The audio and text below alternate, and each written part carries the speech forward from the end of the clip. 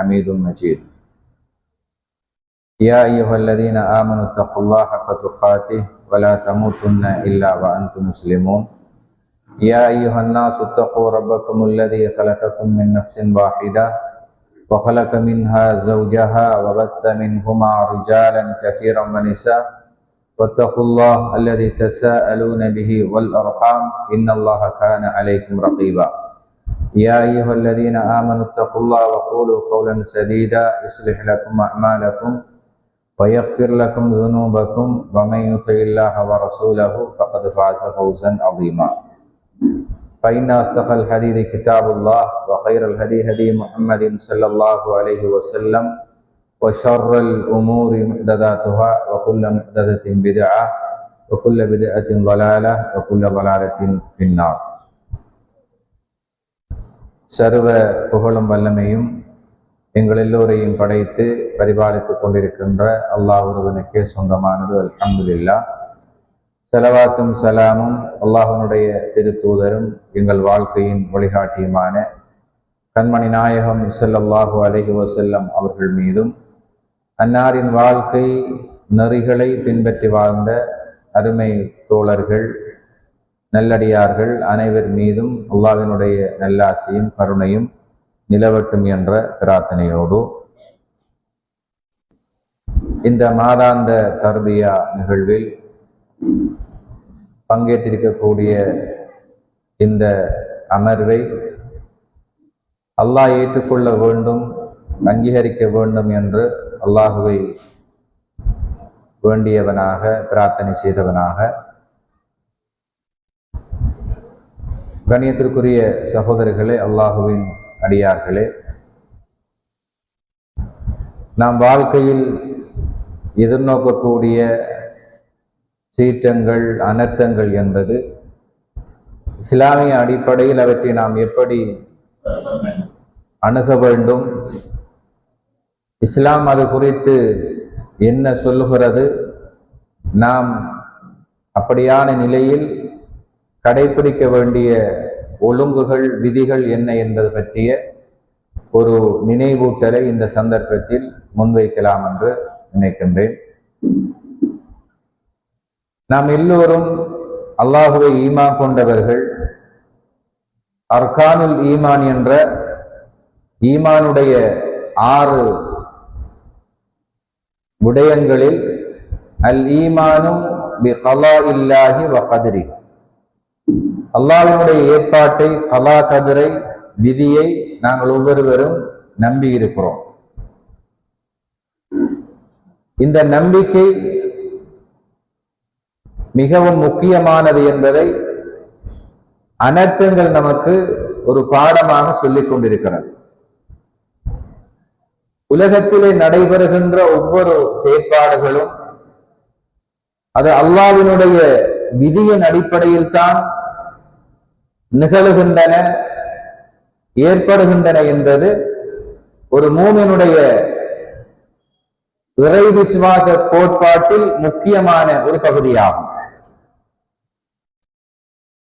சில நேரங்கள் மனிதர்கள் உலகத்தில் ஏற்படுகின்ற அனர்த்த நிலைகளை கண்டு இந்த நம்பிக்கையை குலைக்கின்ற அல்லது உடைக்கின்ற வார்த்தைகளை, சிந்தனைகளை வெளிப்படுத்தக்கூடிய சூழலை நாங்கள் காணுகிறோம். எனவே ஈமானுடைய அம்சங்களில் உலகத்தில் நிகழ்கின்ற அனைத்தும் இறைவனுடைய விதியின் அடிப்படையில் தான் நிகழ்கின்றன என்பதை மிக ஆழமாக நாம் உள்ளத்தில் நம்ப வேண்டும்.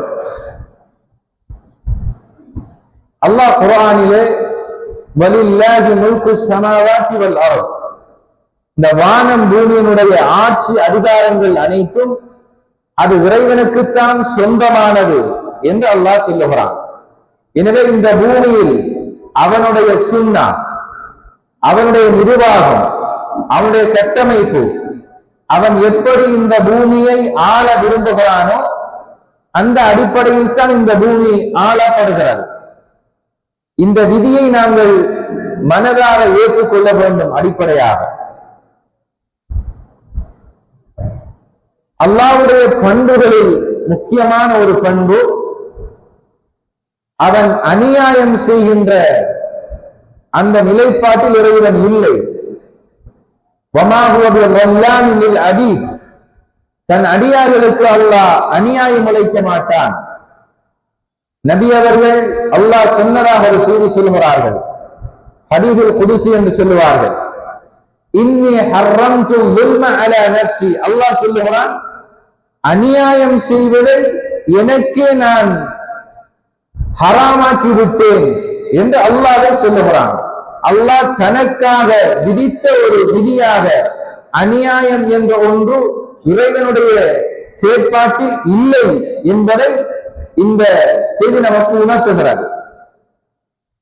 எனவே அனர்த்தங்கள் என்பது பல அழிவுகளையும் பல சோக நிகழ்வுகளையும் ஏற்படுத்துகின்றன.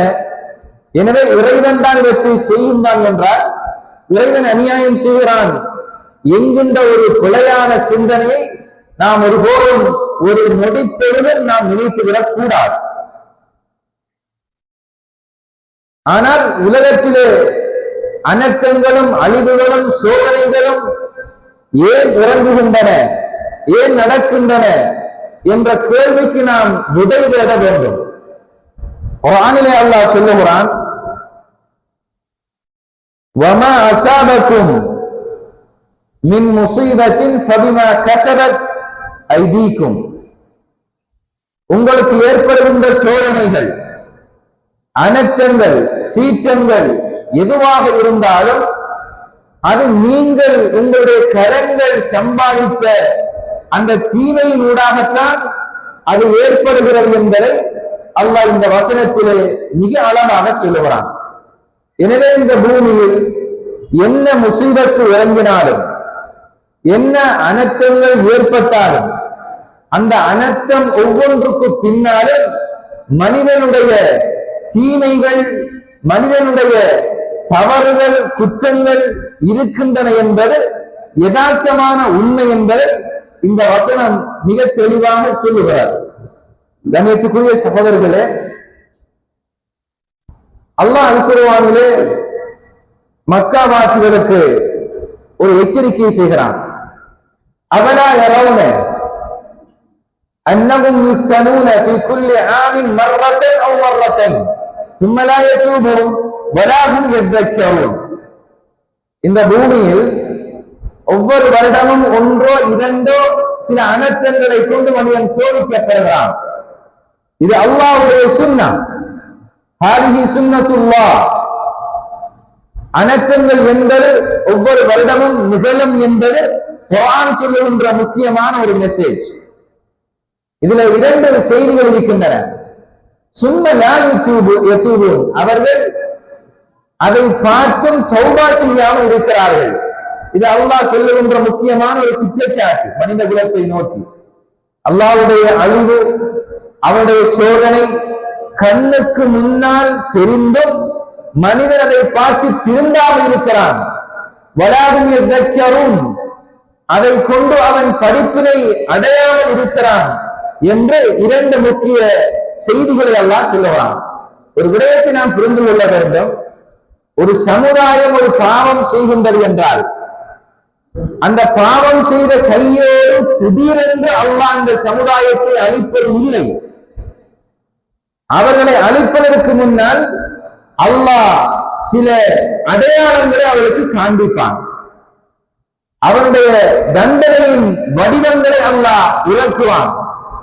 அதை பார்த்து அவர்கள் தங்களை சுதாகரித்துக் கொள்ள வேண்டும், தங்களை அவர்கள் மாற்றியமைத்துக் கொள்ள வேண்டும்.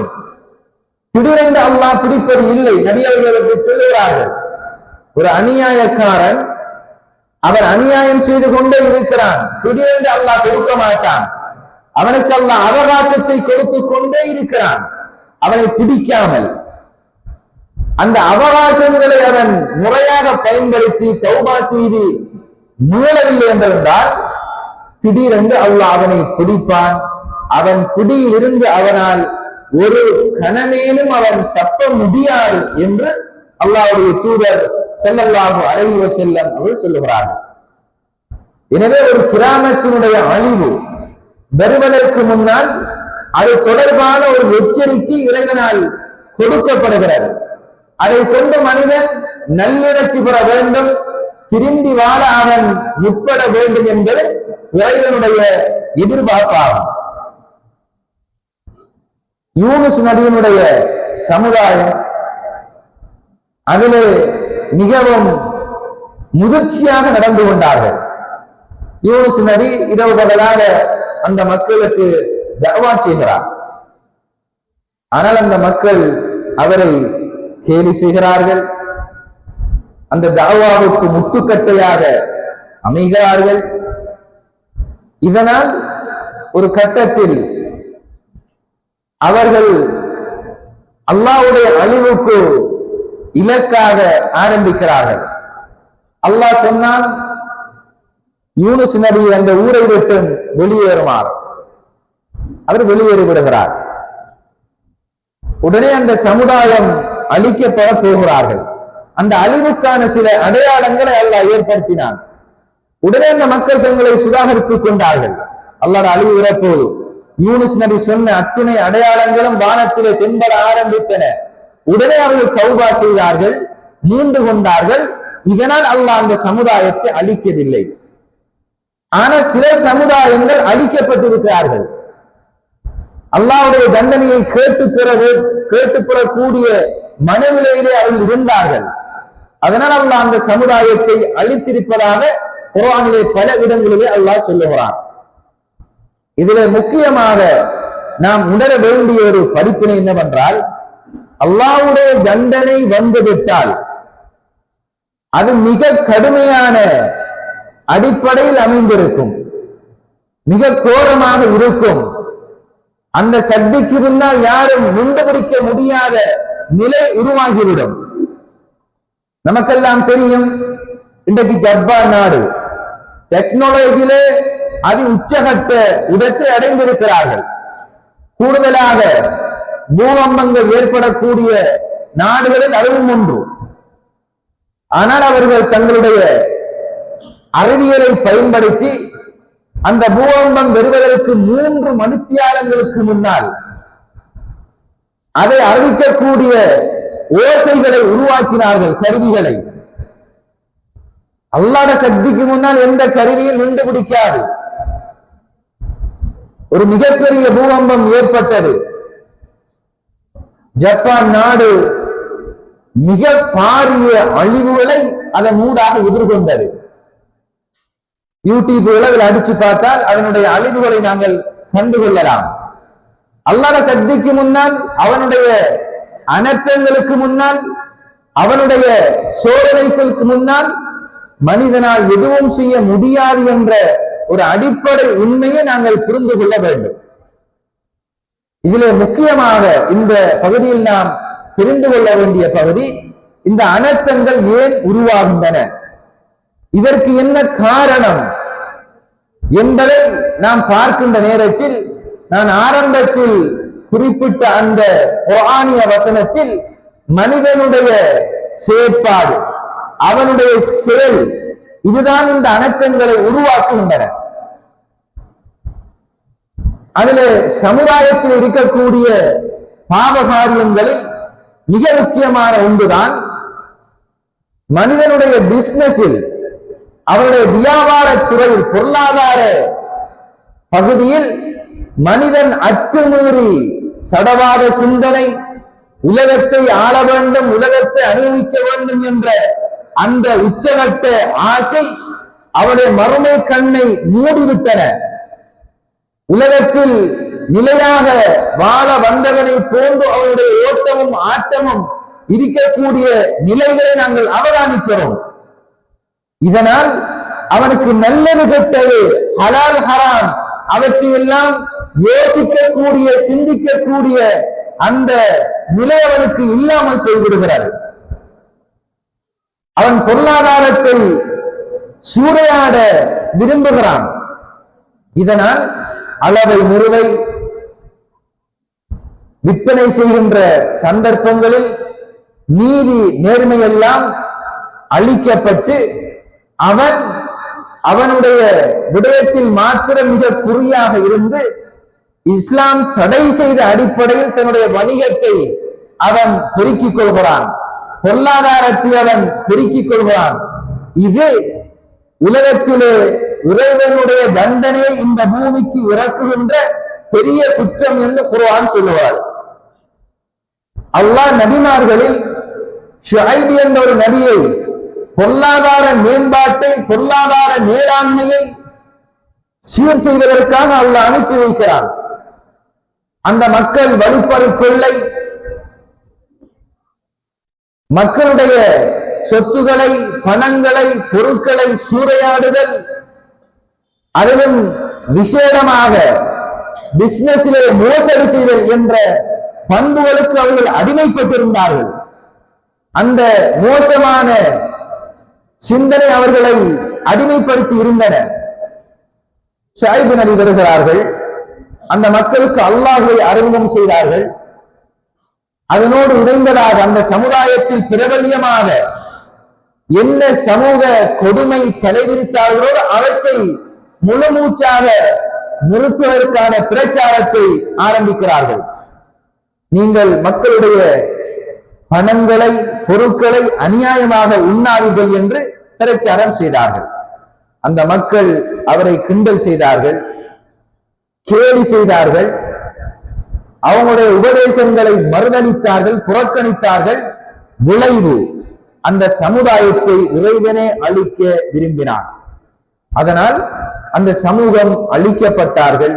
பெரும் இடிமுழக்கத்தின் மூலமாக கடுமையான அழிவுக்கு அந்த கிராமமே இலக்காகி இருந்தது என்று அல்லாஹ் குர்ஆனிலே சொல்லுகிறான். எனவே இறைவனுடைய அனர்த்தம், அவனுடைய அழிவு, அதை இந்த பூமிக்கு கொண்டு வருகின்ற செயற்பாடுகளில், பாவங்களில், இந்த பிசினஸிலே இருக்கின்ற, பொருளாதாரத்திலே இருக்கின்ற பிழையான சுரண்டல்கள், பிழையான நடைமுறைகள், இவைகளை மனிதன் விட்டுவிட வேண்டும்.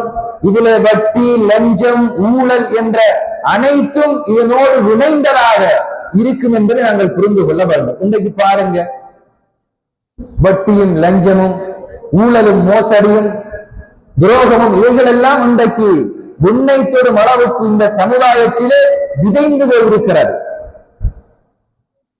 இதிலே மனிதன் அள்ளுண்டு செல்லப்படுகிறான், அல்லாஹ் அருள் செய்த மனிதர்களை தவிர. எனவே அல்லாஹ்வுடைய சோதனை இறங்குவதற்கு இதுதான் காரணம்.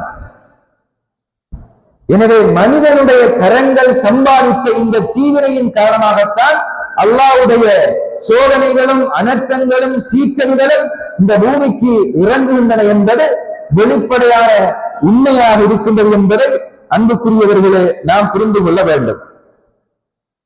இதே போன்றுதான் இன்றைக்கு நிறைய மழை பெய்கிறது.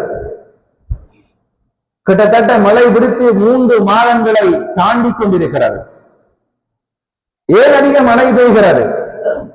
அல்லாஹ்வுடைய தூதர் சொன்னார்கள், மறுமையின் அடையாளங்களில் ஒன்று அதிகமான மழை பொழியும், விளைச்சல்கள் குன்று காணப்படும் என்று சொன்னார்கள். அதிகமான மழை பொழிந்தால் விவசாயங்களில் மிகப்பெரிய சரிவு நிலை ஏற்படும். நாங்கள் பார்க்கிறோம். இது உலக அழிவு நெருங்கிவிட்டதை உணர்த்துகின்ற ஒரு முக்கியமான அடையாளம். ரசூலுல்லாஹ் இன்னொரு செய்தி சொல்கிறார்கள், முஸ்னத் அஹ்மத் என்ற கிரந்தத்திலே பதிவாயிருக்கக்கூடிய ஒரு செய்தி. லைஸ ஸனது பிஅல்லா துன்திரு, பஞ்சம் என்பது மனிதனுக்கு மழை பெய்யாமல் இருப்பதால் உருவாகக்கூடியது ஒன்று அல்ல. வலாகின்ன ஸன, பஞ்சம் என்றால் பிஅன் துன்திரு வ துன்திரு, உங்களுக்கு மழை பொழியப்பட்டு கொண்டே இருக்கும், மழைக்கு மேல் மழை, மழை மழையாக பொழிந்து கொண்டே இருக்கும். ஆனால் வலா துன்பித்துல் அர்து ஷைஅன், இந்த பூமி எதையும் முளைக்காத ஒரு நிலை உருவாகும் என்று ஸல்லல்லாஹு அலைஹி வஸல்லம் சொன்னார்கள். இஸ்லாம் சொன்ன மறுமையின் அடையாளங்களில், சிறிய அடையாளங்களில், இன்னும் நடைபெறாத அடையாளங்களில் ஒன்றாக இந்த அடையாளம் இருக்கிறது. மழை பொழியும், பூமி முழுக்க மழை நீரை தன் வயிற்றுக்குள் புதைக்க எடுத்துக்கொள்ளும். ஆனால் இந்த பூமி புற்பூண்டுகளை முளைக்காத ஒரு காரணத்தம் உருவாகும் என்று அல்லாஹ்வுடைய தூதர் சொன்னார்கள். இது ஒரு சோதனை, இது ஒரு அனர்த்தம். காரணம், மனிதன் ஜக்காத்து கொடுக்கிறல்ல, தான தர்மங்கள் செய்வது இல்லை, அந்த பொருளாதாரத்தில் நேர்மையை கடைபிடிப்பது இல்லை, பாவங்களுக்கு மேல் பாவங்கள் செய்து கொண்டே இருக்கிறான். அவன் சேமிக்கின்றது நிலையாக அவனை வைத்திருக்கும் என்ற ஒரு மிகப்பெரிய கற்பனையோடு மனிதன் வாழுகிறான். போனவற்றை மிகப்பெரிய ஒரு குற்றச்சாட்டாக பதிவு செய்து வைத்திருக்கிறார். எனவே இது போன்ற நிலைமைகளில் மனிதன் அவனுடைய இந்த தீமையான காரணங்களின் மூலமாக இது போன்ற சோதனைகளை அவன் அனுபவிக்காமல் இருக்க முடியாது என்று அல்லாஹ்வுடைய சுன்னாவாக இருக்கிறது. கண்ணியத்துக்குரிய சகோதரர்களே, அல்லாஹ்வின் நல்லடியார்களே, ரசூலுல்லாஹ் மிக கடுமையாக எச்சரித்து சொன்ன ஒரு முக்கியமான செய்தி, யகூனு ஃபீ ஆகிரி ஹாதிஹி ஸமான், இந்த சமுதாயத்தினுடைய கடைசி காலகட்டத்தில் ஹஸ்புன் வ மஸ்ஹுன் வ கஸ்புன், மூன்று மிக பாரிய அழிவுகள், சேதங்கள், முசீபத்துகள் இந்த பூமிக்கு இறங்கும், நடைபெறும் என்று ரசூலுல்லாஹ் சொன்னார்கள். ஹஸ்புன் என்றால் நில அதிர்வுகள், பூகம்பங்கள். இன்றைக்கு நிறைய அது ஏற்பட்டுக் கொண்டிருக்கிறது. அதிகமான பூகம்பங்கள், நில அதிர்வுகள், பூமி இரண்டாக பிளந்து அதற்குள் மனிதன் புதைந்து போகின்ற பல நாடுகளில் அது நடைபெற்றுக் கொண்டே இருக்கிறது. அதற்கு காரணமாக அது மனிதன்தான். இன்றைக்கு வானை பெறும் அளவுக்கு கட்டிடங்கள் மனிதனுக்கு தேவைப்படுகிறது. அவன் மலைகளை நகர்த்துகிறான், மலைகளை உடைக்கிறான். அந்த கற்கள் அவனுக்கு தேவையாக இருக்கிறது. அல்லாஹ் குர்ஆனிலே மலையை பற்றி பேசுகின்ற போது இந்த பூமியை ஆடாம அசையாம கெட்டியாக பிடித்து வைத்திருப்பதற்கு நாங்கள் மலையை படைத்திருக்கிறோம் என்று சொல்றான். இன்றைக்கு மலைகள் இடம்பெயர்ந்து கொண்டிருக்கின்றன. மனிதனுடைய வாழ்க்கையினுடைய ஸ்டைல் மாறிவிட்டது. மனிதனுடைய வாழ்க்கை போக்கு வித்தியாசப்பட்டு விட்டது. எனவே மலைகள் பெயர்க்கப்படுகின்ற நேரத்தில் திடீரென்று பூகம்பங்கள் வந்தால் பெரிய ஆபத்துக்கள் அது ஏற்படுத்தும். உலகம் அழிவு விரக்கொள்ள மனிதனுடைய இந்த விகிதாசாரம் கூட கூட மனிதன் வீடு கட்ட வேண்டும், ஏனைய பெற்றோர்களை உருவாக்க வேண்டும், அதற்கு மலைகளை அவன் அகற்ற வேண்டும். இப்படியான ஒரு நிலை உருவாகக்கூடிய காரணத்தினால் பூகம்பங்கள் அதிகமாக ஏற்படுகின்றன. அதை தவிர்க்க முடியாத ஒன்றாக மாறிக்கொண்டிருக்கின்றன. அப்ப ரசூலுல்லாஹ் இந்த சமுதாயத்தில் வருகின்ற மிகப்பெரும் அழிவுகளில் இந்த பூகம்பங்களை ஒரு முக்கிய அழிவாக சொன்னார்கள். கடந்த கால சமுதாயங்கள் சில சமூகம் இந்த பூகம்பத்தினால் புதைந்து போயிருக்கிறார்கள், அழிக்கப்பட்டிருக்கிறார்கள் என்பதை குர்ஆன் மிக தெளிவாக சொல்லுகிறார். இரண்டாவது, மஸ்ஹுன், உருமாற்றம் ஏற்படுவது. மனித தோற்றம் விலங்குகளாக மாற்றமடைகின்ற ஒரு பெரிய தண்டனை ஒன்று உருவாகும். இது சென்று போன சமுதாயங்களில் ஏற்பட்டு இருக்கின்றன. யூத சமுதாயம், கிறிஸ்தவ சமுதாயங்கள் பன்றிகளாக, குரங்குகளாக உருமாற்றம் செய்யப்பட்டிருக்கிறார்கள். அல்லாஹ்வுடைய தண்டனைகளில் இந்த மனித கோலத்திலே உள்ள மனிதன், அந்த படைப்பே விலங்குகளாக மாற்றம் ஏற்படுவது என்பது அல்லாஹ்வுடைய தண்டனைகள் மிக கோரமான ஒரு தண்டனையாகும். எனவே சென்று போன சமுதாயங்களில் சிலருக்கு அந்த தண்டனையை இறைவன் ஏற்படுத்தியதாக குர்ஆனிலே அல்லாஹ்வை பதிவு செய்து வைத்திருக்கிறான். ரசூலுல்லாஹ்வுடைய காலத்திலே மதீனாவிலே சில யூதர்கள் இருந்தார்கள். திடீரென்று அவர்களை காணவில்லை. அப்போது அந்த கேள்வி வந்த நேரத்திலே அல்லாஹ்வுடைய தூதர் சொன்னார்கள், நான் நினைக்கிறேன் அவர்கள் சுண்டலிகளாக உருமாற்றம் செய்யப்பட்டிருக்கிறார் என்று சொன்னார்கள். எனவே அல்லாஹ்வுடைய தண்டனைகளில் உருமாற்றம் என்பது மிக மோசமான ஒரு தண்டனையாகும். இது இன்னும் வரவில்லை, எதிர்காலத்தில் இது வர இருக்கிறது என்பதுதான் ஒரு கசப்பான உண்மையாகும். மூன்றாவது கஸ்வந்தால் நெருப்பால் மழை பொழிதல். நமக்கு தெரியும், ஜோர்தான் என்ற நாட்டு அதுக்கு பக்கத்தில் பல கிராமங்களில் லூத் என்ற ஒரு நபி இருந்தார். அந்த சமுதாயம் ஒழுக்க சீர்கேட்டிலே திளைத்து போய் இருந்தார்கள். மானக்கேடான காரியத்தில் அவர்கள் பெரிய இடத்தை அடைந்து கொண்டிருந்தார்கள். ஹோமோசெக்சுவல் போன்ற மிக கேவலமான செயற்பாட்டை செய்து கொண்டிருந்தார்கள். எந்த அளவுக்கு என்றால், ஒரு சபையில் பலர்கள் பல நூறு மக்கள் இருக்கின்ற கட்டங்களில் கூட அந்த செயற்பாட்டை வெட்கமில்லாமல் செய்து கொண்டிருந்தார்கள். அல்லாஹ் அந்த சமுதாயத்தை அழிக்க வேண்டும் என்று தீர்ப்பை எழுதிவிட்டான். லூத் நபியை பார்த்து அல்லாஹ் சொன்னான், அந்த ஊரை விட்டு நீ வெளியேறிவிடு. ஆனால் அந்த ஊரை நீ வெளியேறுகின்ற போது திரும்பி கூட பார்க்க வேண்டாம் என்று அல்லாஹ் சொல்லுகிறான். குர்ஆனிலே திரும்பி பார்க்காமல் வெளியானார்கள். அல்லாஹ் இரண்டு விதமான அழிவுகள் அந்த சமுதாயத்துக்கு ஏற்படுத்தினார். வானத்தில் இருந்து சுடப்பட்ட கற்கள் நெருப்புகளாக கொட்டின. அந்த மக்கள் கரியாகி போனார்கள். அதற்கு பின்னால் அந்த சமுதாயம் வாழ்ந்த அந்த பிரதேசத்தில் அல்லாஹ் அடியோடு குழப்பி தலைகீழாக அந்த கிராமத்தை அல்லாஹ் மாற்றி போட்டான் என்று அல்லாஹ் குர்ஆனிலே இந்த சம்பவத்தை சொல்லுகிறான்.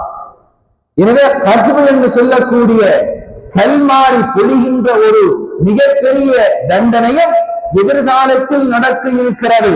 இந்த ரசூலுல்லாஹ் சொன்ன நேரத்தில் சஹாபாக்கள் ஒரு கேள்வி கேட்கிறார்கள், அல்லாஹ்வுடைய தூதரே, அனஹ்லிகு வஃபீனா ஸாலிஹூன், இது போன்ற கோர சம்பவங்கள் நிகழ்கின்ற நேரத்திலே நல்லவர்களும் இருப்பார்களே, அவர்களும் சேர்ந்தா அந்த பாவத்தை அந்த தண்டனையை அனுபவிப்பார்கள் என்று கேட்ட நேரத்திலே கால நஅம் இதா கஸுரல் ஹபஸு, ரசூலுல்லாஹ் சொன்ன முக்கியமான ஒரு காரணம், ஹபஸ் அதிகமானால். ஹபஸ் என்ற என்ன? இன்றைக்கு மனிதன் செய்கின்ற இஸ்லாம் தடை செய்த வேரோடும் வேரடி மண்ணோடும் களைபிடுங்கிய பாவங்கள் ஒரு சமுதாயத்தில் தலைவிரித்தாடினால் இங்கே சொல்லப்பட்ட மூன்று முக்கியமான பெரும் குற்றங்கள், பெரும் அழிவுகள் இந்த பூமிக்கு விளங்கும் என்று அல்லாஹ்வுடைய தூதர் சொன்னார்கள்.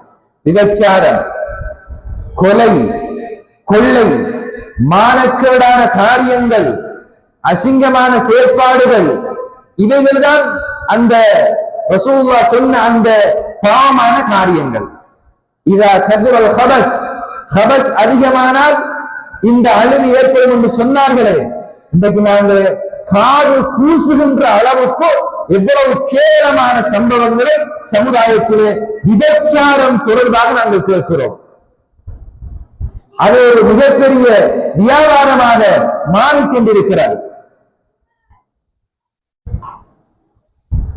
சமூகத்திலே அடியோடு இல்லாமலாக்கப்படக்கூடிய பல குற்றங்கள் நடைபெற்றுக் கொண்டிருக்கின்றன. எனவே இது சமுதாயத்தை ஒரு மிகப்பெரிய மாற்றத்தை அல்லது அழிவை ஏற்படுத்தக்கூடிய காரணிகளாக அமையும். அதிலும் விசேடமாக சில ரிவாயத்துகளில் இசைகள், இசை கருவிகள், நடனமாடுகின்ற மங்கைகளை கொண்டு செய்யப்படுகின்ற அந்த நடனங்கள், இந்த மியூசிக்கின் மூலமாக மக்கள் கடுமையாக இன்ட்ரெஸ்டாக அதிலே அழுந்து செல்லுகின்ற காலத்தில் இது போன்ற மிகப்பெரும் அழிவுகளை அந்த மக்கள் எதிர்கொள்ளுவார்கள் என்றும் அல்லாஹ்வுடைய தூதர் ஸல்லல்லாஹு அலைஹி வஸல்லம் அவர்கள் ஒரு சமூக கொடுமையை பட்டியல்படுத்துகிறார்கள். கண்ணியத்துக்குரிய சகோதரர்களே, எனவே மனிதனுடைய செயல்தான் 100% இந்த பூமியில் அல்லாஹ்வின் அழிவையும் சீற்றங்களையும் கொண்டு வருகின்ற காரணியாக இருக்கின்றது என்பது 100% உண்மை என்பதை நாங்கள் தெளிவாக புரிந்து கொள்ள வேண்டும். இந்த கட்டத்தில் முஸ்லிம்களாகிய நாம் இந்த அனர்த்தங்களை எப்படி அணுகுவது? இதுல நமக்கான வஜிபாகம் என்ன? நாம் எப்படி நடந்து கொள்ள வேண்டும் என்பதை குர்ஆன் சொன்ன அடிப்படையில் நாம் புரிந்து கொள்ள வேண்டும். ஒரு அனர்த்தம் நடைபெறுகின்றதா? ஒரு ஏரியாவில் ஒரு அனர்த்தம் நடைபெறுகிறது, அது எனக்கு இல்லை என்று நான் அப்படி சிந்திக்க கூடாது. எனக்கு முன்னால் அல்லாஹ் அந்த அதிர்வை காட்டுகிறான்.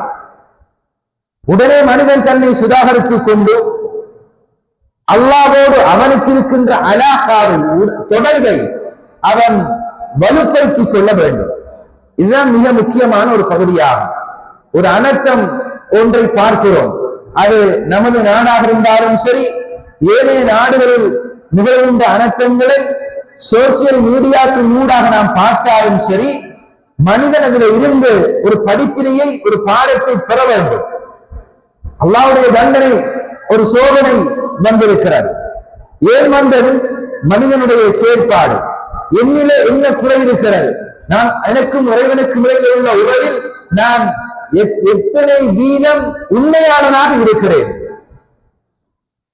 என்னுடைய தௌஹீத் என்ற இந்த கொள்கையில் நான் எவ்வளவு வீதம் உண்மையாக இருக்கிறேன்? இந்த கொள்கையை சொல்லுகின்ற அனைத்து கூறுகளையும் பகுதிகளிலும் நான் 100% இருக்கிறேனா? எப்பயாவது ஒரு கட்டத்தில் நான் கடந்து செல்லக்கூடிய நிலைகள் உருவாகுகின்றதா? அதுவே நான் எப்படி இருக்கிறேன்? ஒவ்வொருவரும் இந்த விடயத்தில் தன்னை முஹாசபா என்ற சுய பரிசோதனை செய்து கொள்ள வேண்டும். ஒரு கல்யாணம் காட்சி என்று வந்துவிட்டால் இஸ்லாம் மறந்து போகிறது. ஒரு களியாட்டங்களை காணுகின்ற நேரத்தில் இஸ்லாம் கொள்கை மறந்து போகின்ற சூழல் சில மக்களுக்கு உருவாகிறது. எந்த கட்டத்திலும் ஒரு மூமினுடைய ஈமான் சேற்றில் நட்டப்பட்ட கம்பம் போன்று இருந்துவிடக் கூடாது. அது மிகவும் உறுதியான ஈமானோடு இருக்க வேண்டும். அல்லாஹ் பெறுகின்ற சோதனைகளில் மனிதன் வெற்றி அடைய வேண்டும். எனவே எந்த நிலைகளிலும் ஈமானிய உறுதியோடும் இறைவனுடைய உறவோடும் தன்னை மனிதன் வலுப்படுத்திக் கொள்ள வேண்டும். அல்லாஹுவை நினைக்காத மனிதன் உலகத்தில் இருக்க முடியாது. அல்லாஹ் சொல்லுகின்ற பெரிய குற்றங்களில் பெரும்பாலான மனித உள்ளத்திலே அல்லாஹ்வை பற்றிய நினைவுகள் இல்லை என்றிருந்தால் அவன் செத்த மனிதனாக, ஒரு செத்த பிண்டமாக அவன் மாறிவிடுகிறான். ஒவ்வொரு தொழிலையும் எடுத்து பாருங்கள், அனைத்து நிலைகளிலும் அல்லாஹ்வை நாங்கள் திக்ர் செய்து கொண்டே இருக்கிறோம். ஒரு மூமினுடைய ஒரு நாள் வாழ்க்கையை ஒரு மனம் இஸ்லாம் சொன்ன அடிப்படையில் கொஞ்சம் சிந்தனை செய்து பாருங்கள். எந்த கட்டத்தில் மனிதன் அல்லாஹ்வின் நினைவை விட்டும் நீங்கிவிட முடியாது, அதை கடந்து செல்ல முடியாது. எல்லா நிலைகளிலும் அல்லாஹ்வோடு அவன் சார்ந்திருக்க வேண்டும். அல்லாஹ் குர்ஆனில் சொல்கிறான், வலா தகூனு கல்லதீன நஸுல்லாஹ், அல்லாஹ்வை மறந்து வாழ்ந்தவர்களை போல நீங்கள் ஆகிவிட வேண்டாம். ஃபஅன்சாஹும் அன்ஃபுஸஹும் உலாயிக ஹுமுல் ஃபாஸிகூன், அவர்களே அல்லாஹ் மறந்து வாழுகின்ற நிலை அவர்களுக்கு அல்லாஹ் ஏற்படுத்தி விட்டான். மனித படைப்பில் மிகவும் கெட்டவர்கள் அல்லாஹ்வை மறந்து வாழுகின்ற மக்கள் என்று அல்லாஹ் அந்த வசனத்திலே சொல்லுகிறான். யோசிச்சு பாருங்க, எந்த நிலையிலும் என் ரப்பை நான் மறந்து என் உள்ளம் காலியாகிவிடக் கூடாது. என் உள்ளம் நிறைய அல்லாஹ்வின் நினைவுகள் ரீங்காரம் செய்து கொண்டே இருக்க வேண்டும். என்ன அனர்த்தங்கள், என்ன சோதனை, என்ன கஷ்டங்கள் வந்தாலும் அல்லாஹ் என்னை கைவிட மாட்டான் என்ற உறுதியான நம்பிக்கையோடு மனிதனுடைய வாழ்க்கை அமைய வேண்டும். இதுதான் அனர்த்தங்கள் கூறுகின்ற முக்கியமான பாடங்களாக அமைந்திருக்கின்றன. ஒவ்வொரு அனர்த்தங்களும் ஒவ்வொரு எச்சரிக்கைகள், இறைவனால் விடுக்கப்படுகின்ற எச்சரிக்கை கடிதங்கள். அதை கொண்டு மனிதன் தன்னை முறைப்படுத்திக் கொள்ள வேண்டும். தன்னிலே என்ன குறைபாடு இருக்கிறது, ஆன்மீகத்தில் என்ன குறைபாடு, இபாதத்தில் என்ன குறைபாடுகள், தொழில்துறைகளில் என்ன குறைபாடு, ஒவ்வொரு துறை சார்ந்த விஷயங்களில் என்னிடத்தில் உள்ள குறைபாடு என்ன என்பதை இனம் கண்டு அந்த குறைபாட்டை நிவர்த்தி செய்து அவன் தன்னை ஒரு முஸ்லிமும் காமிலும், ஒரு காமிலான பரிபூர்ணமான ஒரு முஸ்லிமாக தன்னை அவன் மாற்றி அமைத்துக் கொள்ள வேண்டும். இதுதான் அனர்த்தங்கள் நமக்கு விட்டு செல்லுகின்ற மிக முக்கியமான பாடங்களாக இருக்கிறார். அத்தோடு இணைந்ததாக இஸ்திக்ஃபார், பாவ மன்னிப்பு தேடுதல் என்பது அனர்த்த காலங்களில் நாம் கருத்தில் கொள்ள வேண்டிய முக்கியமான அம்சங்களாகும். ஒரு கஷ்டமான நிலையில், ஒரு கஷ்டமான கட்டங்களில் அல்லாஹ்வை இஸ்திக்ஃபார் செய்ய வேண்டும். அல்லாஹ் அதில் இருந்து ஒரு விடிவை தருவான் என்ற குர்ஆனிய சிந்தனை. வஅனிஸ்தக்ஃபிரு ரப்பக்கும், உங்கள் ரப்பை நீங்கள் இஸ்திக்ஃபார் செய்யுங்கள். அவன் மிக பாவங்களை மன்னிப்பவனாக இருக்கிறான். வானத்திலிருந்து மழையை பொழிய வைப்பான். குழந்தை இல்லாமல் சோதிக்கப்பட்டதுக்கு அல்லாஹ் குழந்தையை கொடுப்பான். பல அருள்களை அல்லாஹ் அந்த பூமிக்கு இறக்குவான் என்று அல்லாஹ் அந்த அத்துணை நன்மைக்கும் பாதுகாப்புக்கும் காரணமாக அல்லாஹ் இஸ்திக்பாரை இங்கே அடையாளப்படுத்துகிறான். ரசூலுல்லாஹ் ஒரு நாளைக்கு 100 தடவை செய்வார்கள், 70 தடவை செய்வார்கள். 100 தடவை இஸ்திக்பார் செய்யறதுக்கு ஒரு நாளைக்கு நீங்க அஸ்தக்ஃபிருல்லாஹ் வ அத்தூபு இலை இத 100 தடவை செஞ்சு பாருங்க, 5 நிமிடங்களும் அதிகமாக இருக்கும். இருந்து செஞ்சு பாருங்க. அஸ்தக்ஃபிருல்லாஹ் வ அத்தூபு இலை ரசூலுல்லாஹ் சொன்ன இஸ்திக்பார் இது. அல்லாஹ்விடத்தில் நான் பாவ மன்னிப்பு தேடுகிறேன் இந்த வார்த்தையை 100 தடவை சொல்லி பாருங்க, 5 நிமிடங்களுக்கு அது கூடையாக இருக்கும். 5 நிமிடம் குண்டி இந்த வார்த்தையை சொல்றதுக்கு மனுஷனுக்கு இன்றைக்கு நேரம் இல்லை, பிஸியாக மனுஷன் இருக்கிறான் என்றால் வருகின்ற அனர்த்தங்களில் இருந்து மனிதன் எப்படி பாடத்தை படிப்பினை அடைய முடியும்? கொஞ்சம் ஆழமாக நாம் சிந்திக்க வேண்டும். கண்ணியமான சகோதரர்களே, இதே போன்றுதான்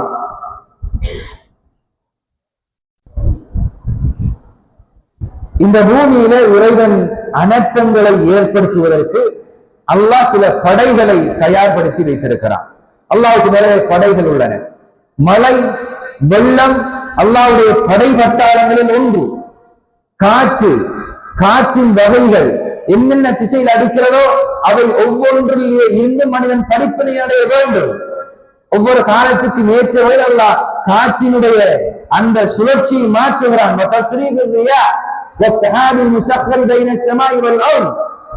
காற்றின் சுழற்சி அல்லாஹ் மாற்றி அடிக்கிறான். இந்த பக்கம் காற்று அடிக்க வேண்டும் என்று தீர்மானித்த அந்த பக்கம் அடிக்கும். காற்றின் வேகத்தை மனிதன் அளக்க அதற்கான கருவிகளை மனிதன் கண்டுபிடித்து விட்டான். ஆனால் அதனால் வரக்கூடிய அழிவுகளை அடக்குவதற்கு மனிதனுடைய சக்தி காணாது, அவனால் முடியாது, அவனாலே ஜீரோவாகி விடுகிறான். போன அனர்த்தங்கள் நமக்கு விட்டு சென்ற மிக முக்கியமான பாடம் அது. காற்று அல்லாஹ்வுடைய படை. அந்த படை அதனுடைய வீரியம் கொஞ்சத்தை அல்லாஹ் கூட்டுட்டான் என்றால் புயலாக மாறுகிறது, பூமியை தூக்கி போடுகிறது, கட்டிடங்களை உடைக்கிறது, பெரும்பெரும் மலைகளை உடைக்க ஆரம்பிக்கிறது, பெரிய பெரிய மரங்களை வேரோடு விளைவிக்கிறது காற்று. இப்ப இந்த காற்று அடிக்கிற நேரத்துல நாம் என்ன செய்ய வேண்டும்? ரசூலுல்லாஹ் அவங்க இருந்த காலத்துல மதீனாவில கொஞ்சம் காற்று அவருடைய வேகத்தை கூட்டி அடிக்க ஆரம்பித்து விட்டால் ரசூலுல்லாஹ்வுடைய முகம் மாறிவிடும். அல்லாஹ்வுடைய தண்டனை விரப்போகிறது என்ற அச்ச உணர்வு ரசூலுல்லாஹ்வுக்கு ஏற்பட்டுவிடும். அல்லாஹ்வை துதி செய்ய ஆரம்பித்து விடுவார்கள். ஆனா நமக்கு அது முஸ்பாட்டியாக மாறிச்சு. நமது சமுதாயத்திலே புயல் காற்று அடிக்கின்ற போது ரசூலுல்லாஹ் இந்த துஆவை ஓதுவது நமக்கு ஒரு துஆவை கற்று தந்தாங்க. எத்தனை மக்களுக்கு அந்த துஆ பாடம், எத்தனை மக்கள் துஆ பாடமாக்கி வச்சிருக்காங்க. நம்மட பிள்ளைகிட்ட கேட்ட மாஷா அல்லாஹ் சினிமா பாடல்களை ஒன்றுக்கு பின் ஒன்றாக அடுக்கி கொண்டு போறோம். உலகத்தை பற்றி கேட்ட மாஷா அல்லாஹ் அதுல எந்த விதமான குறைவும் இல்லை. ஆனால் பயங்கரமான புயல் காற்று அடிக்கின்ற போது அழிவை கொண்டு வருகின்ற காற்று, பெரும் சேதங்களை உருவாக்குகின்ற காற்று, இந்த காற்றை கண்ட ரசூலுல்லாஹ்வை பயந்தால் அல்லாஹ்வுடைய நபி அந்த காற்று விளக்கம் என்ன துஆ ஓதணும் நிறைய மக்களுக்கு தெரியாது. அல்லாஹும்ம இன்னி அஸ்அலுக கைரஹா வ கைர மா ஃபீஹா வ கைர மா உர்சிலத் பிஹி. இந்த காற்றினுடைய நிலைமையை அல்லாஹ் உலகத்தில் நான் கேட்கிறேன். எவ்வளவு அற்புதமான துஆ இது. யா அல்லாஹ் இந்த காற்றை நீ எதற்கு அனுப்பி வைக்கிறாயோ அதன் நிலைமை கேட்கிறேன். எனவே இந்த துஆ அங்கீகரிக்கப்படுமாக இருந்தால் ஒரு காற்றை அல்லாஹ் அனுப்புகிறான், ஒரு சோதனைக்காக அனுப்புகிறான், ஒரு தண்டனைக்காக அனுப்புகிறான். இது இப்படியான காற்று சுரண்டு அடிக்கிற கட்டத்தில் இந்த துஆவை கேட்டு ஒரு மூமினுடைய துஆவை அல்லாஹ் அங்கீகரித்தால் அந்த காற்றினுடைய அந்த வேகத்தை அல்லாஹ் குறைப்பானா இல்லையா? எத்தனை பேர் இந்த துஆவை ஓதுகிறோம்? வஅஊது பிக மின் ஷர்ரிஹா வ ஷர்ரி மா ஃபீஹா வ ஷர்ரி மா உர்சிலத் பிஹி.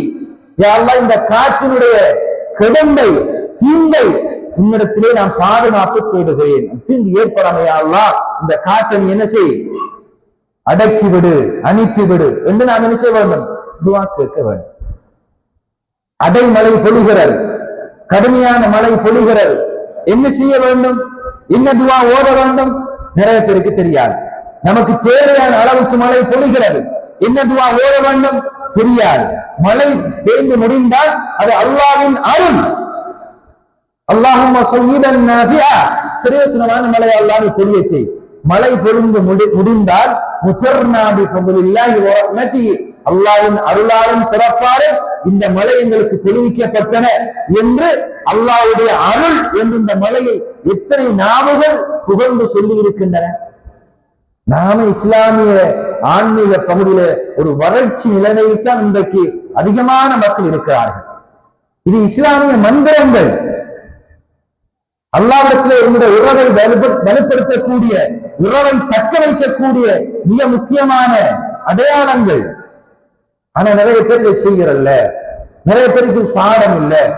உலகத்துல ஊர்ல எத்தனை பேர் வரலாற்றை தெரிஞ்சு வைத்திருக்கோம், எத்தனை பேர் கதையை தெரிஞ்சு வைத்திருக்கிறோம்.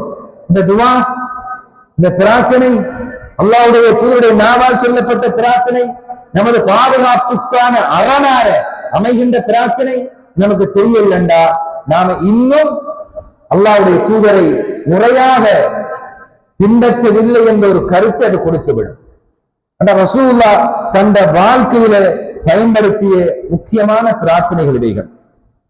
அதே போன்றுதான் கண்ணியத்துக்குரிய சகோதரர்களே, அல்லாஹ்வின் நல்லடியார்களே, இந்த அனைத்து காலங்களில் ஒரு சமுதாயம் சார்ந்த பாரிய இழப்புகள், கடுமையான சோதனையான காலகட்டங்களில் குனூத்து நாசிலா என்ற பகுதி இருக்கிறார். சோதனையான காலகட்டங்களில் ஐவேளை தொழுகைகளிலும் அல்லாஹ்விடத்தில் அந்த சோதனையை நிறுத்துவதற்காக, அந்த சோதனையிலிருந்து அல்லாஹ் எங்களை விடுவிப்பதற்காக நாங்கள் அல்லாஹ்விடத்திலே பிரார்த்தனை செய்கின்ற ஒரு பகுதியும் இருக்கிறார். இவற்றை நாங்கள் நடைமுறைப்படுத்த வேண்டும். இஸ்லாத்திலே சொல்லப்பட்ட முக்கியமான அம்சங்கள்.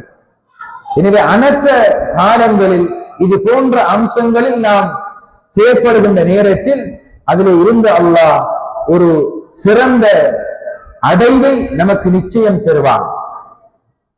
அந்த அனர்த்தங்களை வெறுமனே ஒரு பார்வையாக பார்த்து மாத்திரம் நாம் கடந்து செல்ல முடியாது, பாடத்தோடு கடந்து செல்ல வேண்டும். இறைவனுடைய ஒவ்வொரு சோதனைகளும், ஒவ்வொரு எச்சரிக்கைகளும் ஏதோ ஒன்றை விட்டு செல்கின்றன, ஏதோ ஒன்றை விட்டு செல்கிறது. இதை மனிதன் மிக கெட்டியாக பிடித்துக் கொள்ள வேண்டும்.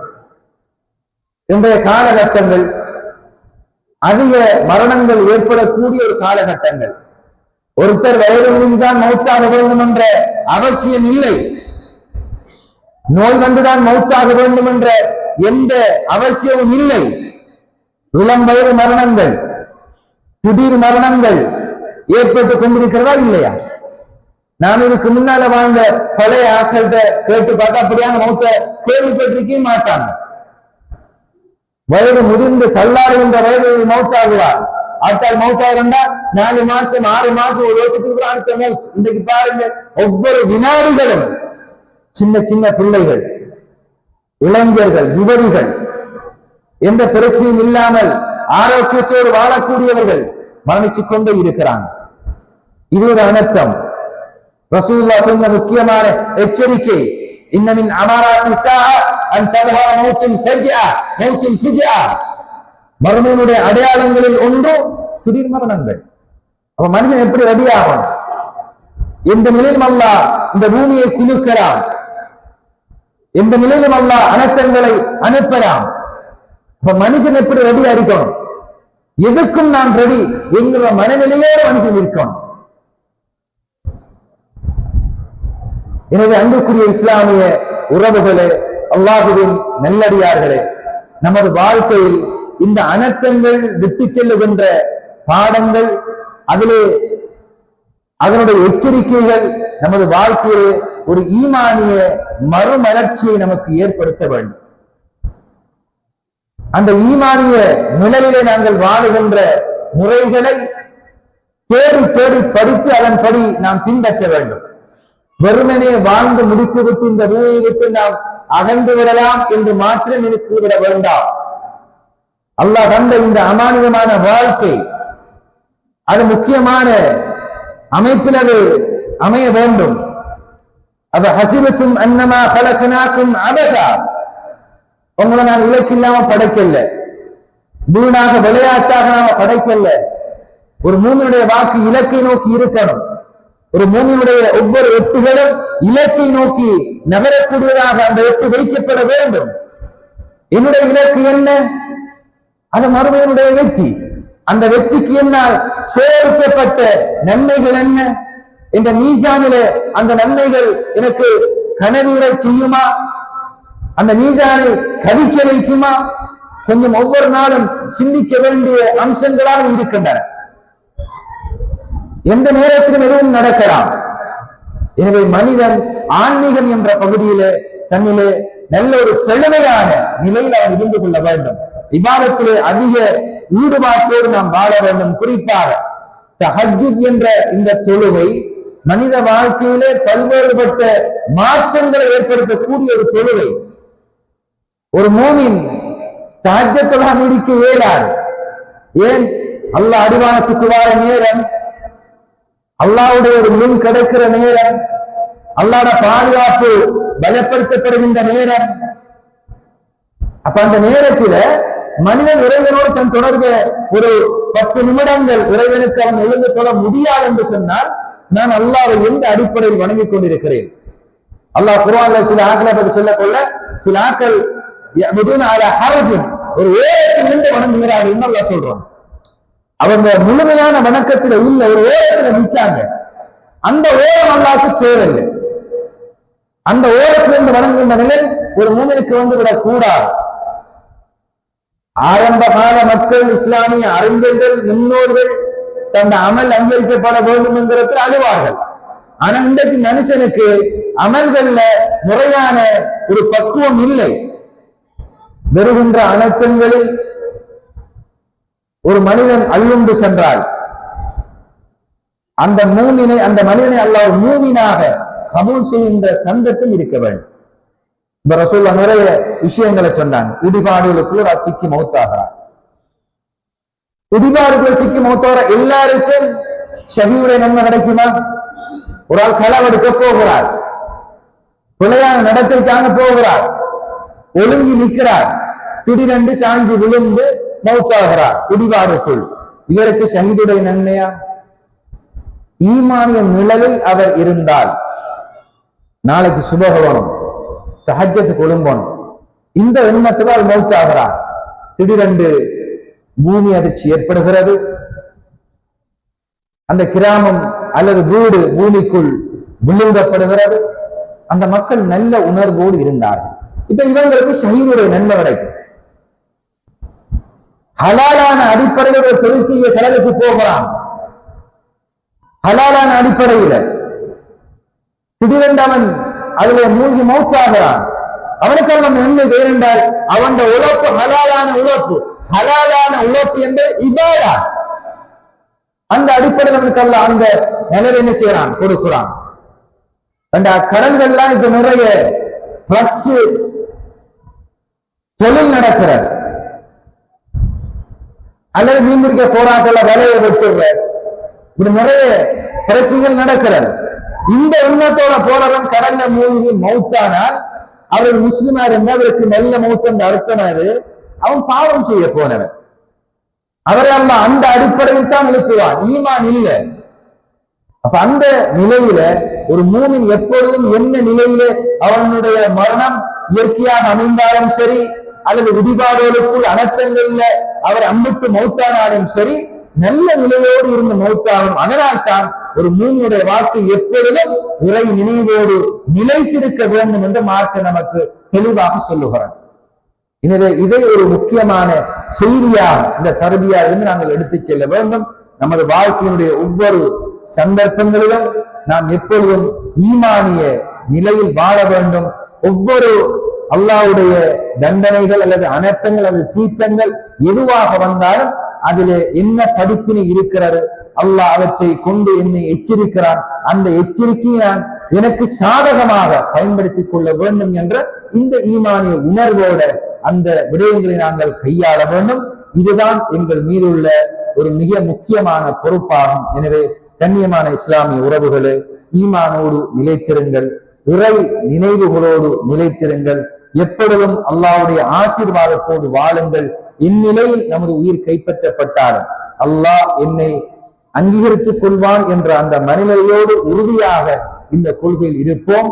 அல்லாஹ் இந்த பூமியில் அவனுடைய ஆட்சி அவன் விரும்பிய அடிப்படையில் அவன் நடாத்தி கொண்டிருக்கின்றான்.